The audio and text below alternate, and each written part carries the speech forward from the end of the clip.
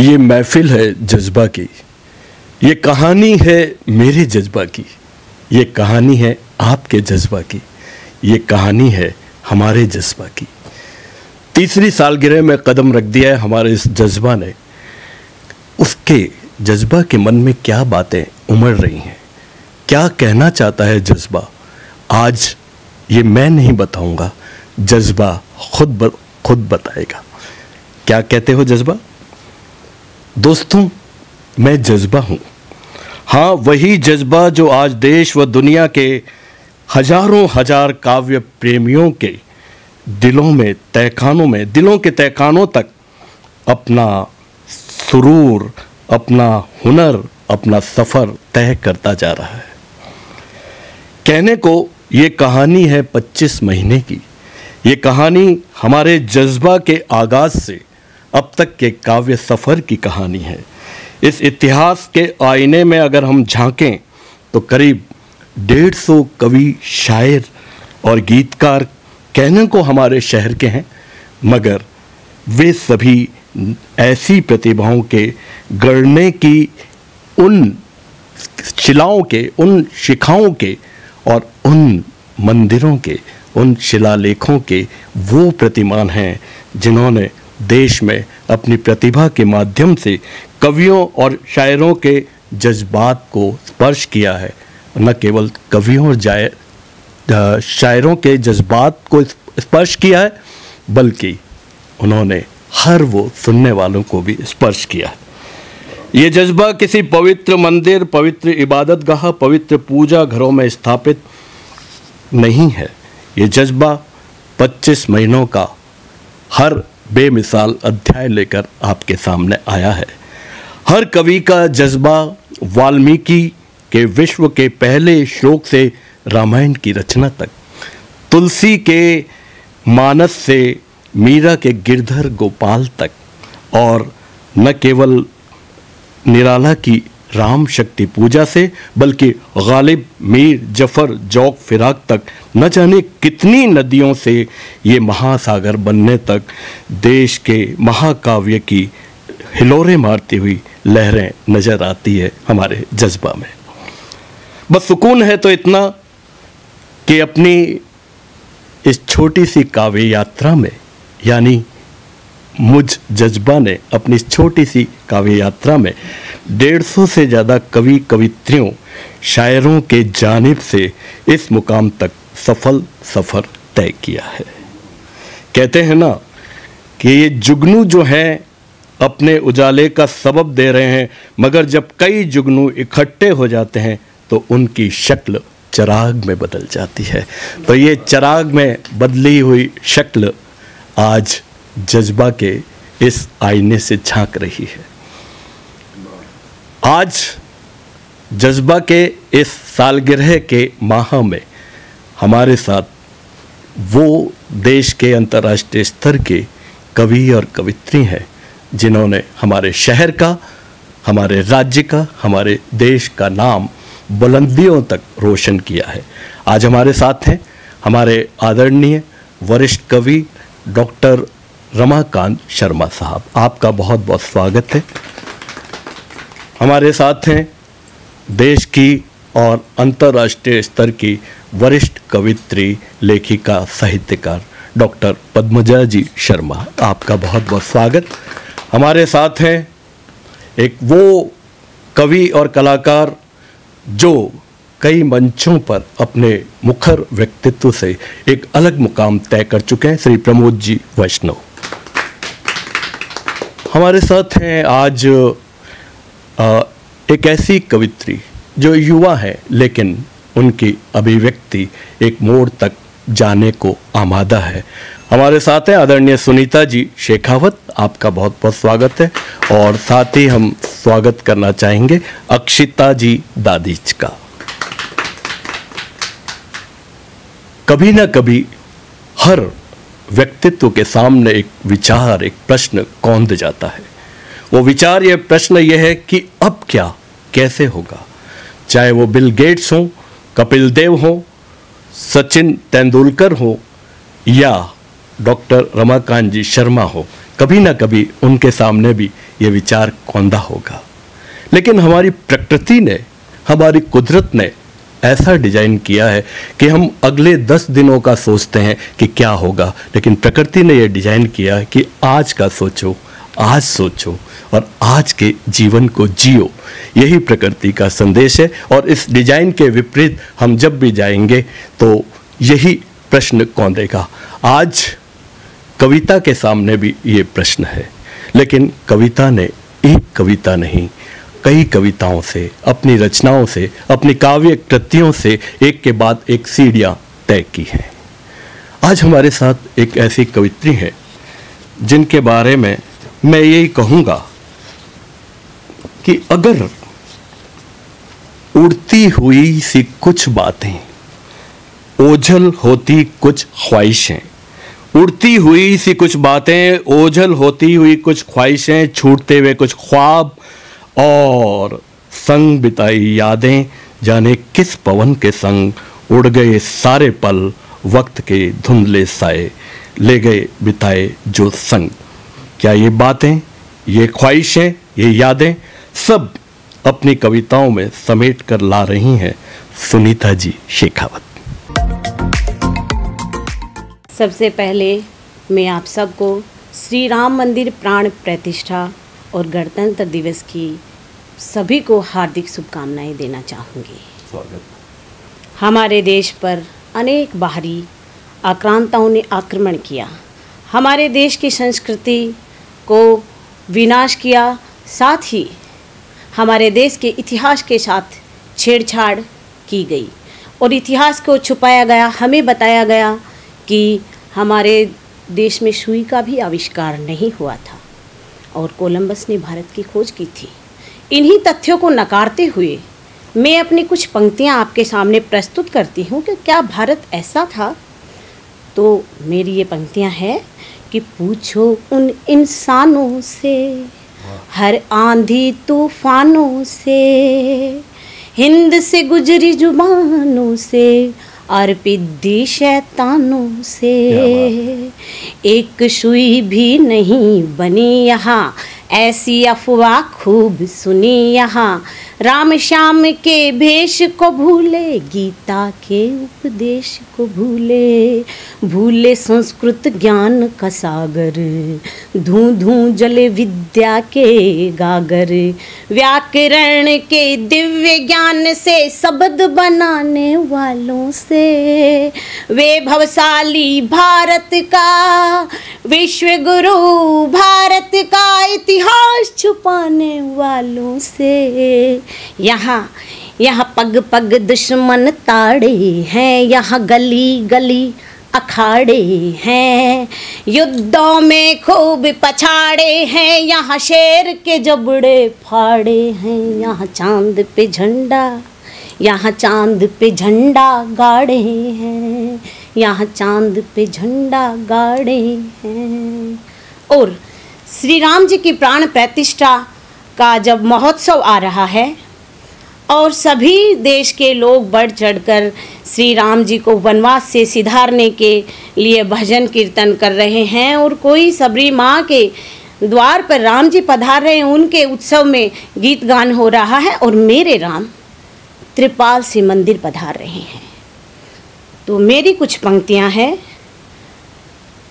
हर्षित है यह ब्रह्मांड सारा, हर्षित है यह ब्रह्मांड सारा, जब राम पधारे अपने घर, सरयू किनारे उत्सव है, सरयू किनारे उत्सव है, और भोर हुई है तिमिर पर, और भोर हुई है तिमिर पर, कुछ ओड तन श्री हरि चुनर, कुछ ओड तन श्री हरि चुनर, फिर हम जलाएं दीप शहर, उस भस्म से हम तिलक करें, उस भस्म से हम तिलक करें जो है अयोध्या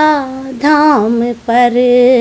हर्षित है यह ब्रह्मांड सारा जब राम पधारे अपने घर। यह क्रूर नीति का लेखा था, यह क्रूर नीति का लेखा था, छप्पर में राम को देखा था। एक मूरत पर प्रहार करे, एक मूरत पर प्रहार करे, कट्टर पे गाम को देखा था। आया धनुज का बीज पल कर, आया धनुज का बीज पल कर, क्या पाया श्री राम छल कर, क्या पाया श्री राम छल कर। है नयन तर और मौन धर, है नयन तर और मौन धर, उद्विग्न हूँ मैं क्रूर नीति पर। जब राम तुम्हारे मेरे थे, जब राम तुम्हारे मेरे थे, फिर क्यों हुए घर से बेघर, फिर क्यों हुए घर से बेघर। है सजल नयन और हर्षित मन, अब राम पधारे अपने घर। है सरयू किनारे उत्सव है और भोर हुई है तिमिर पर। और जो राष्ट्र के प्रति प्रेम करता है तो उसका प्रेम कुछ इस प्रकार बयां करती हूँ मैं कि मैं सुरबाला के चंचल नैनों में डूब पराग चखा दूं तो क्या, मैं कोयल सी मीठी वाणी में मधुर राग सुना दूं तो क्या, मैं भी योगिन सी अश्रु बहाकर अपनी देह जला दूं तो क्या। राष्ट्र प्रेम की कठिन डगर में, राष्ट्र प्रेम की कठिन डगर में मेरा अटल प्रण होगा। देख लिया जाएगा जग में जीवनाद या रण होगा। मिट्टी की महत्ता के खातिर मेरा अर्पण कण कण होगा। विजय पताका फहरेगी या राष्ट्र हितार्थ मरण होगा। स्वाभिमान मेरा स्वाभिमान, मेरा स्वाभिमान अमर होगा।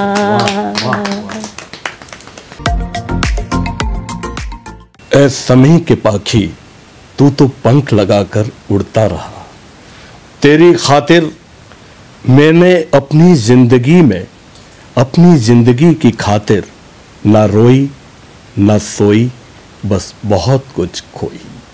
ये समय का पंछी जो है, समय का जो पाखी है, वो एक ऐसा जज्बा होता है कि जब वो उड़ता है तो जिंदगी की उड़ान देता है। और कभी कभी ये उड़ान कविताओं में भी आती है ताकि वो टूटन से बचा ले। एक ऐसी ही कवित्री आज हमारे साथ हैं कि जो अपनी इस कविता की उड़ान के सफ़र में निकली हैं। कहाँ तक जाएगी उनकी उड़ान, उनकी कविताओं से हमें नजर आएगी। हमारे साथ हैं अक्षिता दादीच। मैं आपके सामने नारी से संबंधित कुछ कविताएं जो मेरा मुख्य क्षेत्र रहा है, मैं उसके बारे में कुछ बोलना चाहूँगी। मैंने अपने आसपास जो भी चीज़ें देखी वो हमेशा नारी संवेदना से संबंधित रही। तो पहले मैं एक छोटा सा गीत जो मैंने बहुत ही शुरुआती दिनों में लिखा था वो गा के सुनाना चाहूँगी। स्वागत। प्यारी है तू, सबसे न्यारी है तू, प्यारी है तू, सबसे न्यारी है तू, सारे जहाँ पर भारी है तू, मेरे भारत की नारी है तू, तू सबसे अलग, तेरे मुस्कुराहट में भी है एक आहट, तू सबसे अलग तेरी मुस्कुराहट में भी है एक आहट। तू कांति है, तू कांति है, तू क्रांति भी, सुख समृद्धि और शांति भी तू ही है। तू ही है इस जग की धात्री भी, तुझ में साहस है, तू ताकत भी, तुझ में साहस है, तू ताकत भी, तू अक्षों की माया है, तू अक्षों की माया, अश्कों की धाया, तुझ में ही तो सारा संसार है समाया। प्यारी है तू, राज दुलारी है तू, हाँ प्यारी हूँ मैं, राज दुलारी हूँ मैं, अपने मम्मी की, हाँ अपने पापा की, हाँ इस भारत की नारी हूँ मैं। ये कविता मेरी हर उस महिला को समर्पित जिसने अपने जीवन के मध्यम वर्ग से निकलने की कोशिश की और अपने जीवन को ऊंची उड़ान देने के लिए ऊंची सोच रखी, ऊंचे काम करने के लिए अपना जज्बा हमेशा उस स्तर तक का रखा। मैं एक और कविता आपके सामने प्रस्तुत करना चाहूँगी जो कि अक्सर एक लड़की अपने जीवन बिताने वाले व्यक्ति के अंदर उन गुणों को देखना चाहती है और हमें ये चीज़ें शायद ध्यान रखनी भी चाहिए जब हम अपने पूरे जीवन का एक बहुत बड़ा निर्णय लेते हैं किसी के साथ जीवन बिताने का। तो रात के 2:30 बजे मैंने ये कविता लिखी थी, पता नहीं किस वजह से वो विचार आए और मैंने बस इन्हें पन्ने पे उकेर दिया। आशा करती हूँ कि ये आपको बहुत मदद करेगी। तो शब्द कुछ इस प्रकार है कि तुम कर पाओगे क्या, तुम कर पाओगे क्या, जब सारी ज़िंदगी से हार कर, जब सारी ज़िंदगी से हार कर खुद एक सहारा चाहूँगी, सारी ज़िंदगी से हार कर खुद एक सहारा चाहूँगी, तब तुम वो कंधा बन पाओगे क्या। बेवजह बेवजह जब अनमनी सी होकर, बेवजह जब अनमनी सी होकर परिणाम की चिंता में चौक के चक्कर लगाऊंगी, चौक के चक्कर लगाऊंगी और शायद पानी तक भूल जाऊंगी, तब तुम पानी का एक गिलास भर पाओगे क्या, तुम कर पाओगे क्या। जब कभी अकेलेपन की ओट लिए, जब कभी अकेलेपन की ओट लिए कमरे के किसी कोने में घुटनों पर से रखकर रोने को मजबूर हो जाऊंगी, और तब तुम मेरे दोस्त बन पाओगे क्या, तुम कर पाओगे क्या। जब कभी खुद के हक की बात कहूँगी, जब कभी खुद के हक की बात कहूँगी, अपने अधिकारों की मांग करूँगी, तब तुम सही का साथ दे पाओगे क्या, तुम कर पाओगे क्या। जब मेरी कामयाबी की लकीरों में चमक सी आ जाने पर हज़ारों की फ़कीरी चीखेगी विरोध में मेरे बढ़ते कदमों को रोकने, तब तुम आज़ाद कर पाओगे क्या। वाह क्या प्रश्न है। वाह, तब तुम बेड़ियों से मुझे आज़ाद कर पाओगे क्या, तुम कर पाओगे क्या। जब ज़िंदगी के एक मोड़ पर घर का काम और रसोई की साज मेरा सप्लीमेंट्री सब्जेक्ट होंगी, तब तुम मेरे मेन सब्जेक्ट को पास करने में मेरी मदद कर पाओगे क्या, तुम कर पाओगे क्या। और अगर कभी बिखर कर खो दूं खुद को, तब माँ की तरह सहला कर पिता बन गले लगा पाओगे क्या। क्या बात है, क्या बात, बहुत अच्छी, कर पाओगे क्या। मुझे मेरी ताकत याद दिला पाओगे क्या। और जब पर्वत चढ़ने की कोशिश में दूसरी सीढ़ी से ही फिसल जाऊं अगर कभी, तो तुम मुझे गिरने से बचा पाओगे क्या। जो अगर कभी तुमसे भी ज़्यादा ऊंचे किसी पद का सम्मान पा जाऊं, तब भी तुम मेरी खुशी में शामिल हो पाओगे क्या। क्या बात, तुम कर पाओगे क्या। और जब मुझसे भी कई ज़्यादा तुम्हारे अपने मेरी सफलता को मिटाना चाहेंगे, तब तुम सच्चे पुरुष का परिचय दे पाओगे क्या? तुम कर पाओगे क्या? बोलो, तुम कर पाओगे क्या? ये प्रश्न इस देश के हर उस पुरुष से जो अपनी पत्नी को केवल रसोई के काम के लिए और घर के काम का एक साधन समझता है, उस पुरुष से जो जीवन की उन और वाहवाही उन पुरुषों के लिए जो अपनी पत्नी को लक्ष्मी सरस्वती केवल कहते नहीं हैं, मानते भी हैं और उन्हें राष्ट्र के निर्माण में सहयोग देने के लिए आगे बढ़ने में सहायता देते हैं। मैं इस देश की हर एक लड़की से एक बात कहना चाहूँगी। मैंने कभी नहीं सोचा था कि मैं जीवन के इस पड़ाव पे, इस स्तर पे आ पाऊँगी। बस एक ही अर्जी बोल सकते हैं, एक रिक्वेस्ट बोल सकते हैं, अपनी सोच को, अपने सपनों को बड़ा रखिए। लोग आपको खींचेंगे और सबसे पहले शायद आपका परिवार होगा, पर जब आप कुछ अच्छा कर रहे हैं तो चलते रहिए, रुकिए मत। आपको जीवन वो सब देगा जो जिसके आप लायक हैं, और आप हैं, हर एक ऊंचे स्तर के लायक हैं। दोस्तों, कविता और शायरी के नज़दीक या इन सब विधाओं को मिलाकर अगर कोई सशक्त विधा है तो वो है नाटक विधा, जो कविता को भी अभिव्यक्ति देती है, शायरी को भी अभिव्यक्ति देती है, संवाद को भी अभिव्यक्ति देती है और करीब करीब साहित्य की सभी विधाओं को अभिव्यक्ति देती है। मैं अपने मन से ही बात नहीं कह रहा हूँ, एक उदाहरण देना चाहूँगा।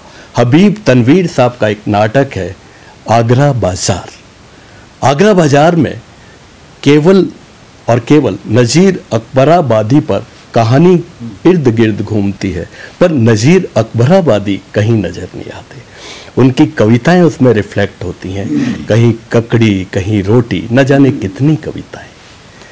ऐसी ही विधा के धुरंधर आज हमारे साथ हैं। एक ऐसे धुरंधर जो कहने को नाटक पे, जिन्होंने देश में, बॉलीवुड फिल्मों में, न जाने कितने टीवी विज्ञापनों में अपने हुनर का प्रदर्शन किया है और एक मुकाम तय किया है। लेकिन जब उनकी कलम ने कविता को उगलना शुरू किया, उगलना इसलिए कह रहा हूँ कि आग की तरह भी उगला और सवाल बन के भी उन्होंने उकेरा, बस उनको इंगित करते हुए मैं अपनी ये रचना आपको सुना के उनका दावत दूंगा कि मेरी शोहरत, मेरे अल्फाज, मेरी आवाज़ की बुलंदियों से कभी ये ना समझ लेना कि मैं चोटी का कलमकार हूँ। मैं छोटा सा कवि हूँ जनाब, मुझे व्यापारी न समझ लेना। मेरी आड़त पर बरसों से जो महंगे दाम बिकता है वो तेरे गम का किस्सा है। तेरे आंसू, तेरी चाहत, तेरे जज्बे या मन की छोटी सी सेल्फियों में रखे हैं। यही तो मैंने बेचे हैं, जिनमें तुम्हारी यादें, तुम्हारे सदके हैं। बस इसी से मुझे सैकड़ों तालियों की जल तरंगे मिल जाती हैं और लोग समझ लेते हैं कि मैं चोटी का लिखारी हूँ। तो ऐसे हमारे हुनरमंद, हमारे ऑलराउंडर कवि, वरिष्ठ कवि प्रमोद जी वैष्णव आए और अपनी रचना से। सभी को प्रणाम। और प्रमोद जी, मुकेश जी और 24 की पूरी न्यूज़ चैनल की पूरी टीम को जज्बा के 2 साल पूरा होने की बहुत बहुत बधाई। हमको भी बधाई कि कम से कम इन 2 सालों में हम लोग बहुत बार यहाँ आए और अपने आप को, मतलब जितना गोष्ठियाँ होती है 15-20 लोग होते हैं, लेकिन हमने इसके माध्यम से हम बहुत लोगों तक पहुँचे। और अब कविता शुरू करता हूँ। प्रमोद जी ने जो बात कही थी वहीं से अपनी बात को शुरू करता हूँ कि अपने दर्द को, अपनी उम्मीदों को करीने से सजाना आ गया। वाह, क्या बात है। अपने दर्द को, अपनी उम्मीदों को करीने से सजाना आ गया। सबको लगा मुझे कविता लिखना आ गया। अरे वाह, क्या बात है, क्या बात है। बहुत अच्छे, बहुत अच्छे। वाह वाह वाह वाह। और साहब कि कर दे मुझको मुकम्मल, दूसरी कविता ऐसा भी है कि कर दे मुझको मुकम्मल ऐसा अपना ढूंढ रहा हूँ। कर दे मुझको मुकम्मल ऐसा अपना ढूंढ रहा हूँ। बेशक्ल इंसान हूँ फिर भी आईना ढूंढ रहा हूँ। अरे वाह, क्या बात है, क्या बात, बहुत है। बेशक्ल इंसान हूँ फिर भी आईना ढूंढ रहा हूँ। दिखा जाए ऐसा कोई जो सूरत मुझको, दिखा जाए ऐसा कोई जो सूरत मुझको ऐसा अपना ढूंढ रहा हूँ। सीरत छीन ली, सीरत छीन ली, सूरत रही नहीं, सीरत छीन ली, सूरत रही नहीं, फिर भी मन की गहराइयों में छुपा एक मासूम सपना ढूंढ रहा हूँ। एक छोटी सी कविता और ऐसा कि मैं लड़ना चाहता हूँ, मैं लड़ना चाहता हूँ, किससे पता नहीं। वाह, अरे वाह, क्या बात है। मैं लड़ना चाहता हूँ, किससे पता नहीं। मैं रूठना चाहता हूँ, किससे पता नहीं। वाह, क्या बात। मैं रूठना चाहता हूँ, किससे पता नहीं।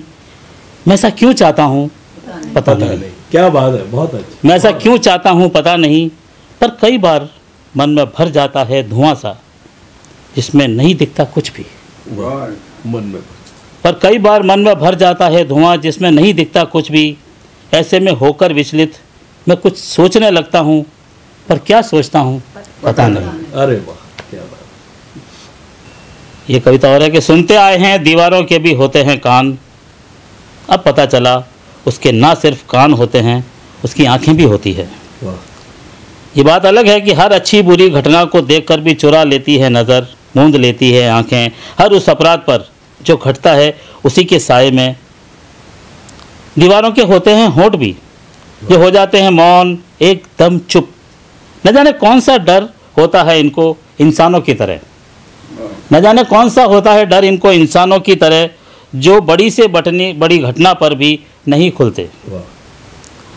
धड़कता है, घबराता है, बगावत भी करना चाहता है पत्थरों के बीच उसका दिल, जब कोई मासूम चीखते चीखते तोड़ देता है दम। वाह, क्या बात, क्या बात। जब कोई मासूम चीखते चीखते तोड़ देता है दम, तब लेती है सांस ज़ोर ज़ोर से, जो नहीं देती सुनाई हमें, क्योंकि हम तो सिर्फ ये सुनते आए हैं। हम जो भी करें उसकी खबर ना लगे दीवारों को, क्योंकि दीवारों के भी कान होते हैं। क्या बात है, क्या बात। बहुत अच्छे, बहुत अच्छे।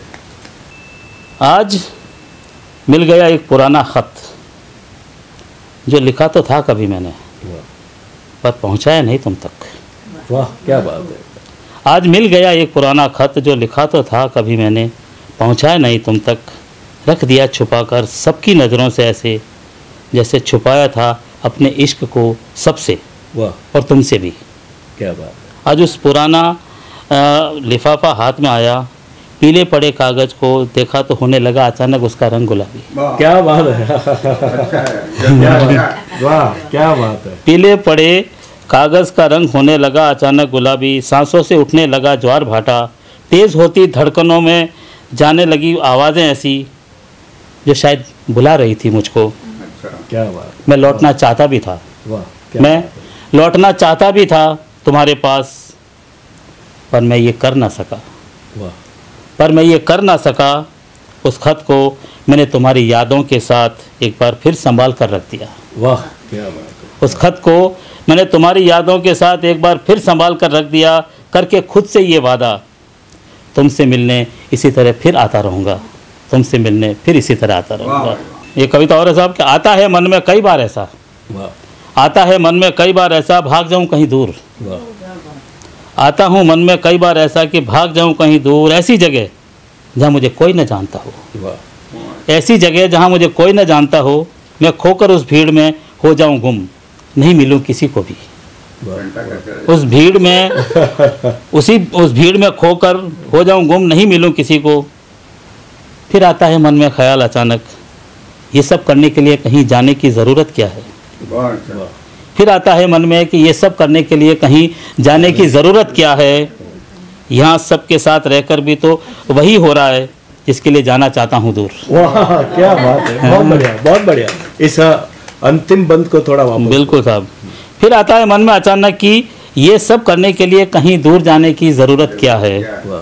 यहाँ सबके साथ रहकर भी वही हो रहा है जिसके लिए मैं जाना चाहता हूँ दूर, जिसके लिए मैं जाना चाहता हूँ दूर। क्या बात। हर औरत सदा बनी नहीं रह सकती। मीरा या महादेवी वह तो वही बन सकती है जो औरत होकर भी खुद को औरत से पहले मनुष्य माने। ये कविता मेरी नहीं है, ये कविता केवल स्त्री की हिमायत नहीं है, ये कविता संवेदना नहीं है, यथार्थ नहीं है, बल्कि एक आंदोलन की तरह लगती है, जो सीधे धारदार हथियार की तरह अपना वार करती है। शब्दों के प्रहार के साथ नारी के अबलापन के खिलाफ कविता के इस हथियार से चोट करने वाली एक ऐसी वरिष्ठ कवित्री आज हमारे साथ हैं। साहित्य की करीब करीब बहुत सारी विधाओं से वो जुड़ी हुई हैं और एक खुशखबरी हमारे जज्बा के सालगिरह के इस मौके पर मैं देना चाहूँगा कि जिन कवित्री को अब मैं दावत दूंगा वो हमारे शहर की और देश के लिए गौरव का विषय होने जा रही हैं डॉक्टर पद्मजा शर्मा, जो दुबई के पोएटिक हार्ट में कविता पाठ करेंगी। मैं उनको बुलाऊं उससे पहले मैं उनके लिए यही कहूँगा कि दुख यहाँ रार मचाता रहा, बिन दिए की दीवट सा तड़पाता रहा, बहुत लुटे हैं कारवां यहाँ और मुझे तड़पाता रहा। मत रो ए नाजनीन ए मासूम, अब अकेली नहीं है तू, मेरी कलम से निकलेंगे अब ऐसे अल्फाज जो इन दरिंदों की मौत के लिए अब अस्त्र हैं और शस्त्र हैं। ऐसी कवित्री डॉक्टर पद्मजा जी शर्मा वरिष्ठ कवित्री हैं हमारे देश की और हमारे अंतर्राष्ट्रीय स्तर के कैनवास की। डॉक्टर पद्मजा शर्मा। सबसे पहले तो भाई प्रमोद जी को बहुत बहुत धन्यवाद कि मुझे आप सबसे मुखातिब होने का ये सुनहरा अवसर दिया।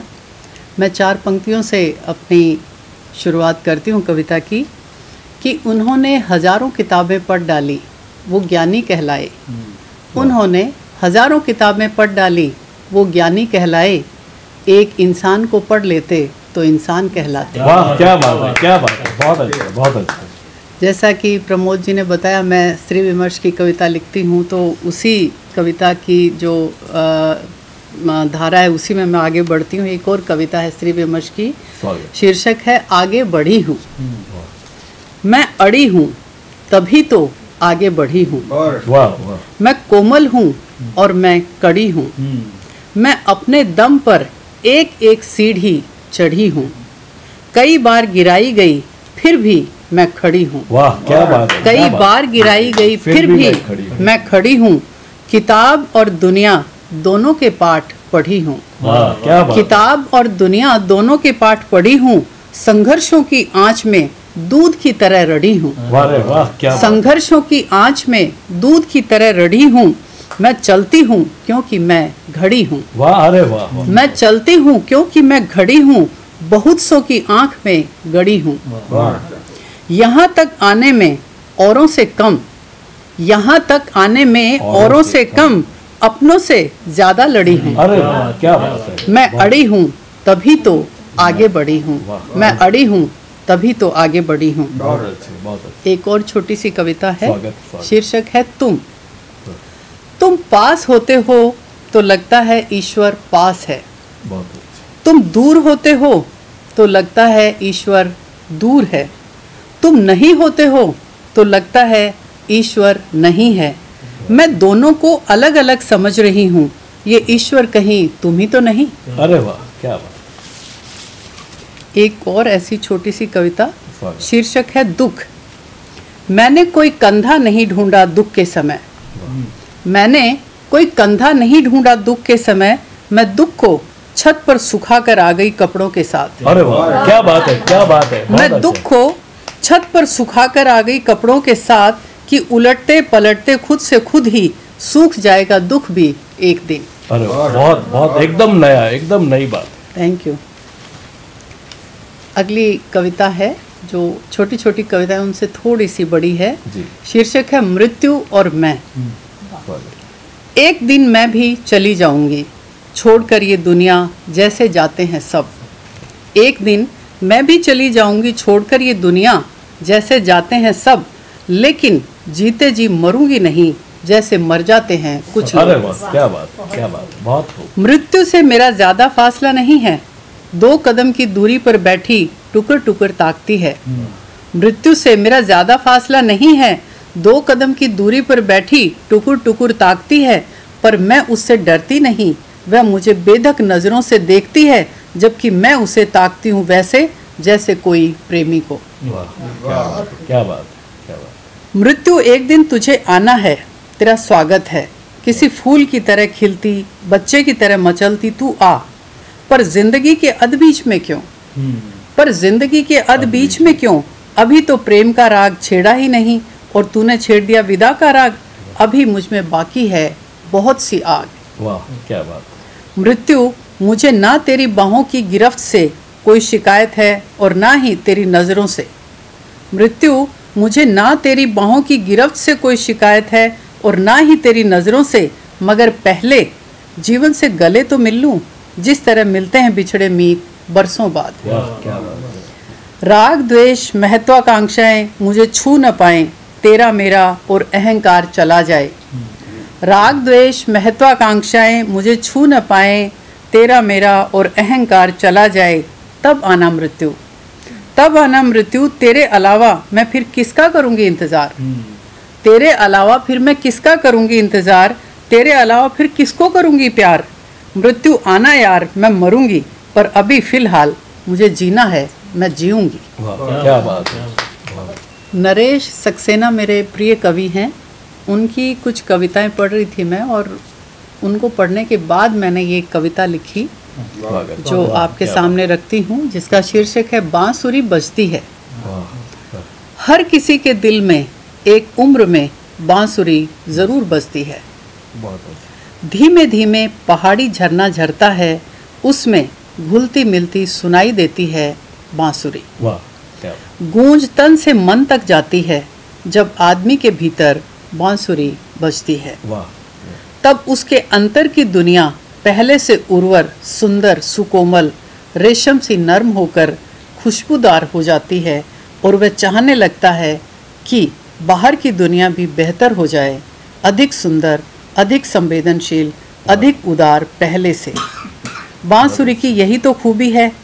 नरेश सक्सेना कहते हैं बांसुरी होठों से बजती है, बांसुरी कुहनी की हड्डी से बजती है, बांसुरी दांतों से बजती है।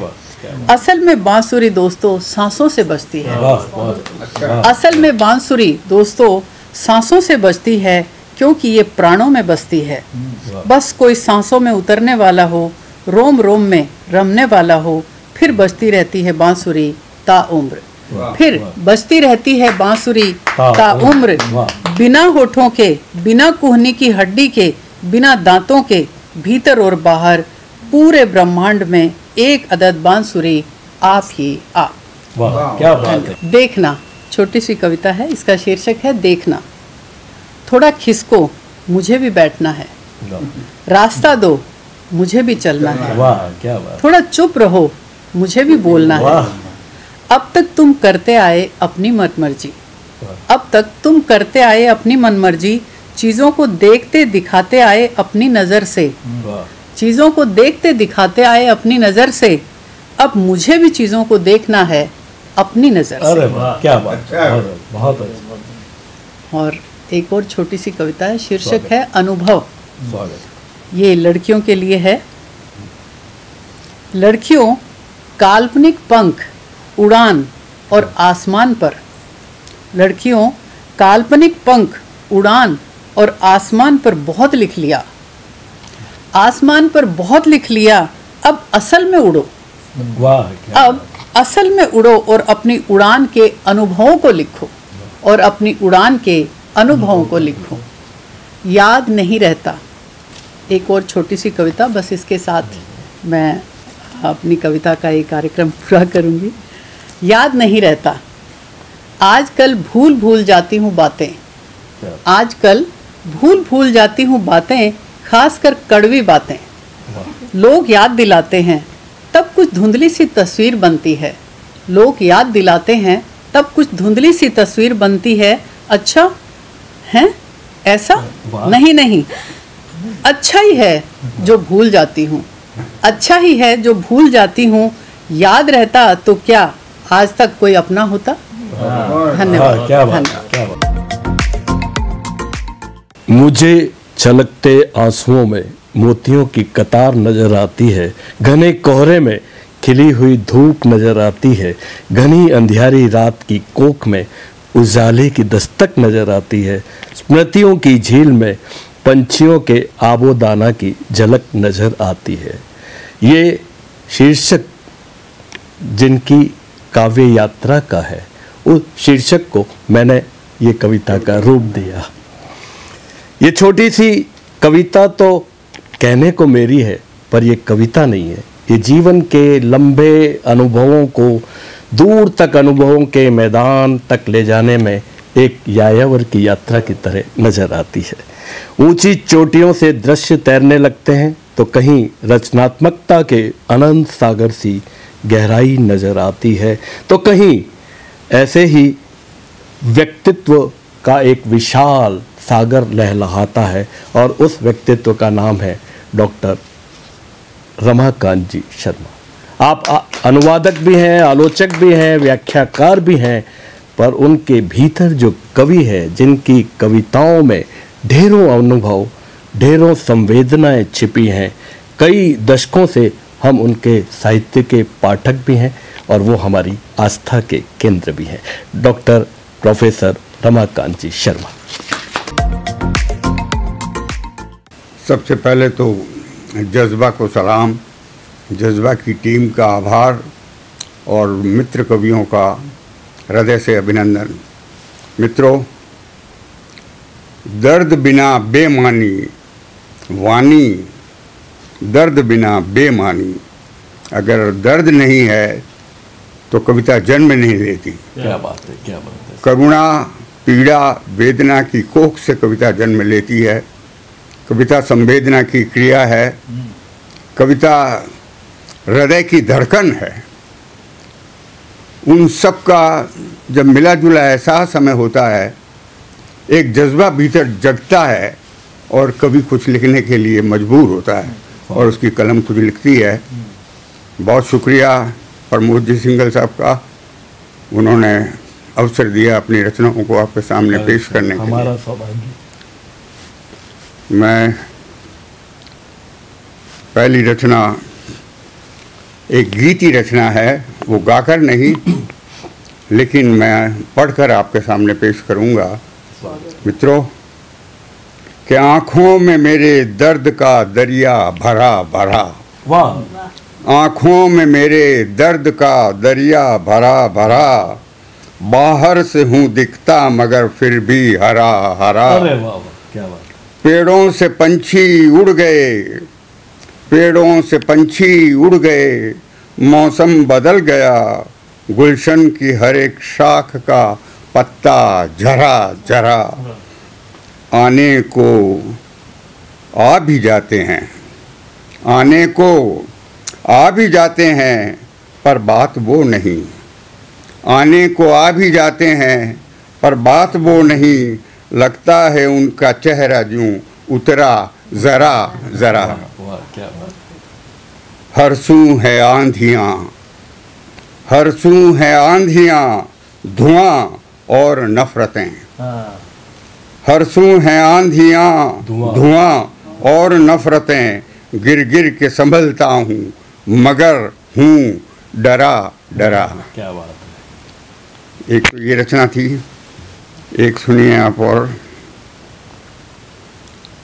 कविता शब्द की साधना है, आप सभी शब्द के साधक हैं और इस ऊंचाई तक जब पहुँचे हैं तो शब्द की यात्रा ही आपने की है। तो बहुत ज़रूरी है सही शब्दों की तलाश, बहुत ज़रूरी है सही शब्दों की तलाश, जो व्यक्त कर सकें बूढ़े पेड़ की टूटी डालियों के पीले पत्तों का दर्द।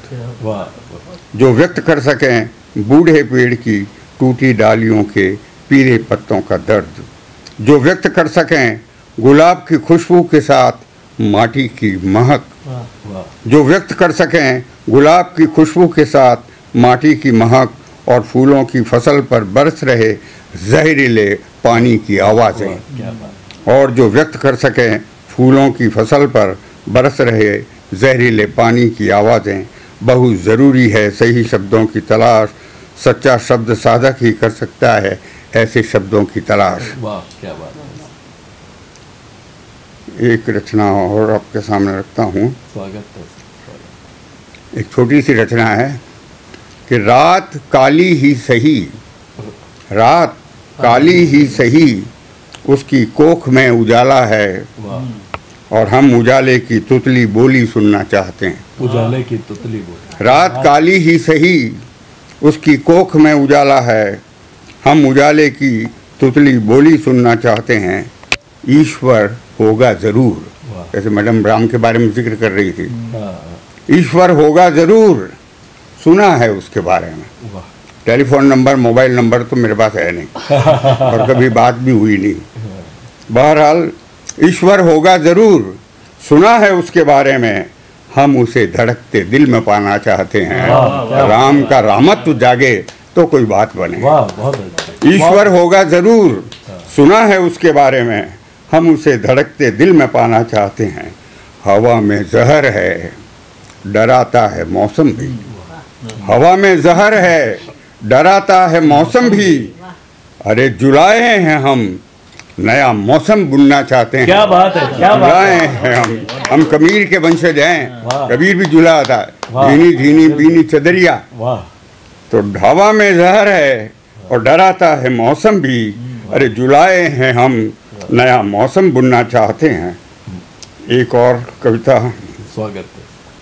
मुक्तिबोध को पढ़ते हुए, जैसे मैडम ने नरेश सक्सेना को पढ़ते हुए उसकी याद में कविता लिखी, तो मैं मुक्तिबोध को याद करते हुए लिखता हूँ कि चिंतन को विराम कहाँ, चिंतन को विराम कहाँ, और अनुभव को आराम कहाँ।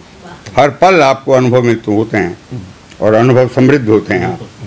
ठोकर आपको समृद्ध करती है अनुभवों से, खट्टे मीठे तुर्स तीखे, ये सब अनुभव है, और उसी से आपका जज्बा जगता है और आप कुछ लिखने को प्रेरित होते हैं। मैं जब भी इनको देखता हूँ, प्रमोद जी सिंघल साहब को, तो जज्बा शब्द मेरे दिमाग में गूंजने लगता है, क्योंकि जज्बे से मेरा ताल्लुक रहा है। तो चिंतन को विराम कहाँ, अनुभव को आराम कहाँ, कैसा राम रहीम कैसा, अरे हाय पैसा, हाय पैसा। दुनिया में तो आज बाजारवाद है, भूमंडलीकरण है, उदारवाद है, तो ये चीज़ें नहीं है। तो कैसा राम रहीम कैसा, हाय पैसा, हाय पैसा। हाथों को काम कहाँ, हाथों को काम कहाँ, और काम है तो दाम कहाँ। रक्त रंजित देह में, व्याकुल विदेह में, बसी रात बसी रात। अंधेरे से घिरा मन और ज्योति का प्रतीक्षित कण, पराजित कर अंधकार, होगा नव प्रभात, होगा नव प्रभात, होगा कब प्रभात। एक अभी प्रमोद जी वैष्णव साहब ने लिफाफे की बात की थी, और कुछ अलग तरह की अनुभूतियाँ जो प्रेम की आकुलता की अनुभूतियाँ हैं, मुझे कुछ अलग ढंग से इसको लिखने की कोशिश की है कि बहुत मुश्किल होता है खिल पाना किसी फूल की तरह। वाह क्या, बहुत मुश्किल होता है, बहुत मुश्किल होता है खिल पाना किसी फूल की तरह, और मिल जाना किसी पुराने दोस्त सरीखा। क्या बात, क्या बात। और मिल जाना किसी पुराने दोस्त सरीखा, चेहरे की इबारत पढ़ते हुए अनुभव बिंबों को धड़कन पर आंकना, और सांसों में खुशबू की तरह उतर जाना भी कम मुश्किल नहीं। चेहरे की इबारत पढ़ते हुए अनुभव बिंबों को धड़कन पर आंकना, और सांसों में खुशबू की तरह उतर जाना भी कम मुश्किल नहीं। लेकिन चुपचाप सोचते रहकर खो जाना यादों के जंगल में, और बंद लिफाफे को खोलकर पड़े जाने की तमन्ना को जीना आसान हो सकता है मेरे लिए, और शायद उसके लिए भी। एक ये कविता है, तब वह नहीं होगा, शीर्षक है कविता का। उसने कहा नाचो, उसने कहा नाचो, सब झूमने लगे। उसने कहा गाओ, सब गुनगुनाने लगे। वाह क्या बात। उसने खिड़की कहा तो सब खुल गए, और उसने गलीचा कहा तो सब बिछ गए। अरे वाह क्या बात। उसने खिड़की कहा तो सब खुल गए, और उसने गलीचा कहा तो सब बिछ गए। क्या बात। शेर कहने पर दहाड़े, और भेड़ कहने पर मिमियाए। अरे वाह। शेर कहने पर दहाड़े और भेड़ कहने पर मिमियाए। उसने कहा हंसो, उसने कहा हंसो, सब गुलाब बन गए। और उसने कहा खामोश, सब किताब बन गए। अरे वाह, क्या बात है। किसी ने पलटकर ये नहीं पूछा कि तुम क्या हो, तुम कौन हो, तुम क्यों हो। अरे वाह, क्या बात। और जब तक ये प्रश्न नहीं होते तब वह होता है, और जब प्रश्न होंगे तब वह नहीं होगा, जब प्रश्न होंगे तब वह नहीं होगा। शुक्रिया जज्बा, शुक्रिया मित्रों, शुक्रिया शुक्रिया जज्बा की टीम, बहुत बहुत धन्यवाद। समय के राजपथ पर चलते चलते जो जज्बा को बेपनाह मोहब्बत मिली है, ये तीसरी सालगिरह है, मगर इन तीसरी सालगिरह की अवधि में, इस दौरान हमारे पास न केवल देश से बल्कि अनेक देशों से भी कई टेलीफोन कॉल, कई मैसेजेज, कई संदेश ऐसे आए कि हम जोधपुर के प्रवासी हैं और अभी लंदन में या यूएई में या कहीं और हैं, हम भी जज्बा में अपनी अभिव्यक्ति चाहते हैं। तो ये उस समय हमें लगा कि हम एक सफल सफ़र की ओर चल रहे हैं। तो जज्बा जिसके डिजाइनर, कवि, नाटक लेखक, नाटककार, अभिनेता, निर्देशक, जो ऑलराउंडर है, वो भी आज हमारे साथ हैं, प्रमोद जी वैष्णव, जिन्होंने इसे डिज़ाइन किया था। और हमें खुशी है कि हमारे 24 न्यूज़ चैनल के चैनल हेड अजय अस्थाना साहब, मुकेश जी परिहार जो हमारे वीडियो एडिटर हैं, और जो हमारे सिनेमेटोग्राफर हैं राज वैष्णव, यशपाल तंवर, हमारे जो न्यूज़ एडिटर हैं डूंगर सिंह जी और अजय तंवर हमारे वीडियो एडिटर, पूरी की पूरी टीम ने जज्बा को जो एक हौसला दिया है, बैकबोन दी है, तो सभी टीम का इस सालगिरह पर शुक्रिया कहना लाजमी है। बस जाते जाते यही कहूँगा कि कितने रास्ते तय करें कि आदमी से इंसान हो सके, कितने रास्ते तय करें कि आदमी से इंसान हो सकें, कितने कान हो कि जीवन की हर रुलाई सह सकें, कितने कान हो कि जीवन की हर रुलाई सह सकें, कितने गम मिटें, अंधेरे हटें, धुएं छटें, कि फिर शांति से हम सो सकें। यही जज्बा का मकसद है। बहुत बहुत शुक्रिया।